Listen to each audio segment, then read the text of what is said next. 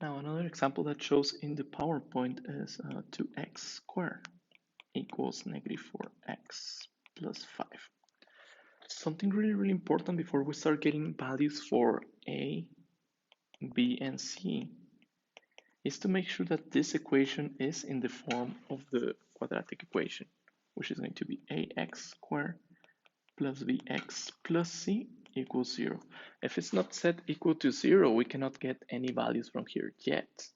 So we have to do some transformation, which is basically sending everything to the left side of the equation or the right side of the equation. It makes no difference as long as it's set equal to 0, and then you can go ahead and pick up your values. So what I'm going to do in here, since I have two terms on the right side of the equation, is I'm going to send them to the other side of the equation by getting the opposite operations. So I'm going to add 4x to both sides, and I'm going to add or subtract 5 from both sides as well. So this is going to cancel my numbers on the right side. And now what I'm going to have left on here is going to be 2x squared plus 4x minus 5 equals 0.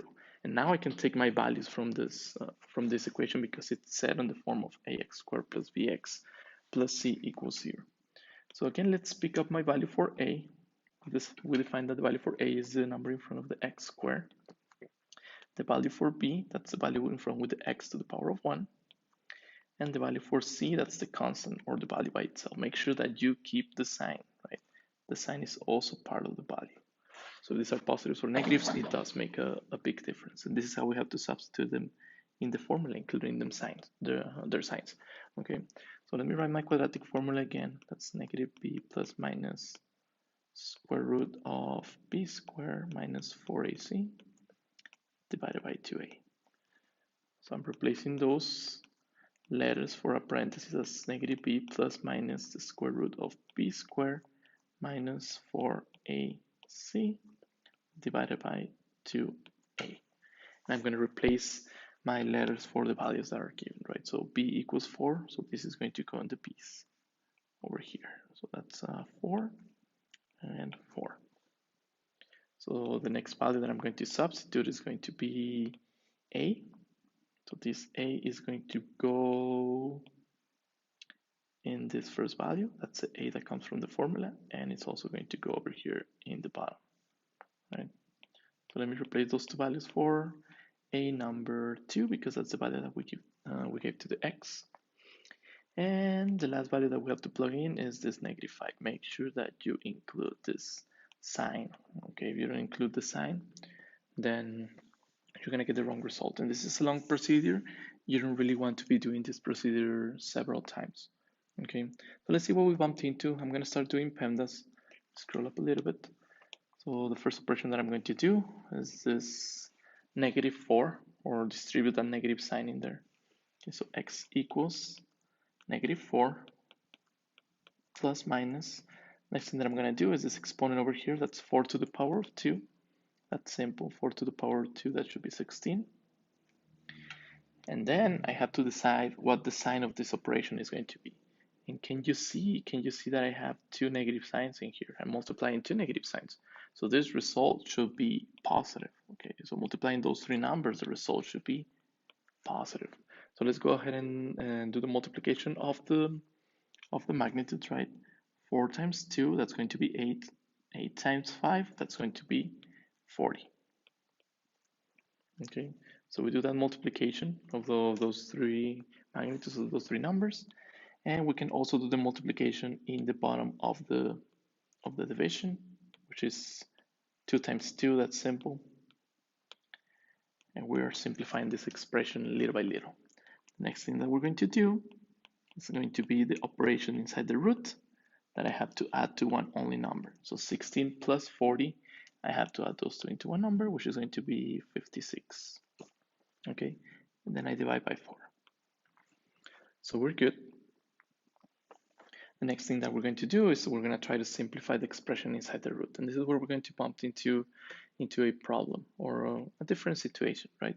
So can you see that we do not have the square root of 56? So we're not going to be able to simplify this root as in the previous problem and then add and subtract both results, right? So what we're going to do in here is I'm going to take this square root of 56 and I'm going to try to simplify it. So from 7.3, we remember, or we know, we learned that we can simplify these roots if we split those into two separate roots, right? So which values am I going to choose to place inside these roots? Well, since these are square roots, I have to find the greatest perfect squares. So I'm finding all the perfect squares and I'm going to try to find what is the greatest number that is a factor of 56 that is a perfect square. So what are my perfect squares? Again, so the perfect squares are the numbers that have an exact square root. So if you take the square root of those numbers, you're going to get an exact whole number, right? So the perfect squares, again, just a reminder, right? Perfect squares. The first one's going to be 1, and then the next one's going to be 4. So that's 2 squared. 3 squared is 9. 4 squared is 16. 5 squared is 25, and so on and so forth. Okay, so if you can choose one of these numbers, and it has to be the greatest available number that is a factor of 56, chances are you're going to choose 4, which is the greatest perfect square. Okay, and the other or the remaining factor in here is going to be 14. So if you multiply 4 times 14, you're going to get 56. This is what we did last week, okay, on 7.3. We're just splitting this root. Since we cannot take the square root, might as well just try to simplify the most out of it. So if I simplify this expression that I just came up with, I can take the square root of 4, which is going to be 2, and the square root of 14 is just going to remain like that. So it looks like I simplified the square root of 56 to 2 square root of 14, and I'm going to replace that root for the result that we just got. That's the only thing that's going to change right now.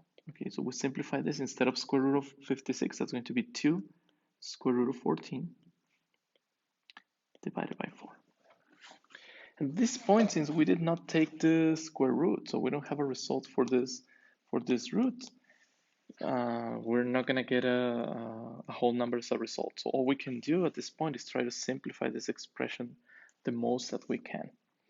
Okay, so the easiest way to simplify this is take a look at the big numbers, right? That's a -4, that's a 2, and that's a 4. Don't worry about the one inside the root. And see if you can divide those three numbers by the same whole number. So we're going to try to simplify this expression by dividing -4, 2, and 4 by the same whole number. So what are all of those three numbers divisible by? We can see that the result is 2, so we can divide those three numbers by 2. And this is what I'm going to do. I'm going to divide those by 2. So -4 divided by 2, that's going to become a -2. Plus minus, and the next number, 2 divided by 2, that's going to become a 1. I'm going to leave this root in here. And then the bottom number, 4 divided by 4, that's going to become a 2. So can you see that all I did is try to simplify the expression a little bit. So all of those whole numbers that you have outside the root, you can divide all of those by the same whole number, then you do it. Okay, and this looks like this is going to be my result, or the result that I'm waiting for, or that I'm looking for. Okay, so -2 plus minus, I'm not going to include this number 1 because 1 times the square root of 14 is just the square root of 14. So I'm going to change that for the square root of 14. This is the result that I'm looking for. This is the solution. It is a weird number, it looks weird, but this is the only result that if you substitute back into the x's of my quadratic equation, you're going to make it equal to 0, right? So this is the second scenario where you cannot take the square root of this number over here, or that number is not a perfect square. So all we have to do is try to simplify it a little bit, right? So we simplify it into two roots, and one of them has to have a square root. It has to be the greatest number that has a square root, right? And that's going to be 4 and 14. And this should give me 2 square root of 14, which I'm going to substitute back. Right? Instead of square root of 56, this is 2 square root of 14. I take these numbers, those three numbers, and try to divide all of those by the same whole number. And they're all divisible by 2, so I divide all of those by 2. Okay, so this is pretty much what it's going to look like. Another situation we might bump into.